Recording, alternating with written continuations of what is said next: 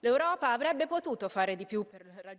voices calling for de-escalation and peace in Ukraine are getting louder inside the European Parliament.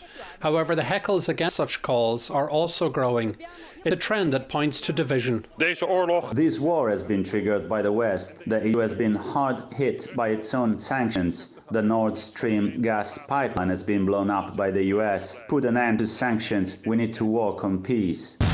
Dozens of legislators are demanding more tanks, long-range missiles and warplanes for Ukraine.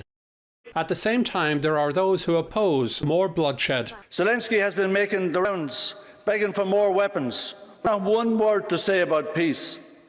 How many of his own people must he conscript and feed into the carnage? NATO defence ministers pledged on Wednesday to keep the flow of weapons to Ukraine going. This is consuming an enormous quantity of allied ammunition and depleting our stockpiles. Members of the military alliance agreed to restock.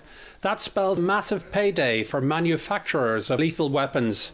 A great deal of corruption in Ukraine has been highlighted during a conference here in Brussels. As journalists, you just have to do what is right. You have to try to expose wrongdoing or at least shine a light on it where it may exist so that wider investigations can see if it really is a problem and something that needs to be dealt with. There are divisions within the big Western organisations. Turkey is blocking Sweden from joining NATO. Hungary does not like the idea of Ukraine joining the European Union. Foreign Affairs ministers from across the EU will meet on Monday to rubber stamp a 10th package of sanctions against Russia. Some analysts claim it indicates previous measures against Moscow have failed. Jerome Hughes, Press TV, Brussels.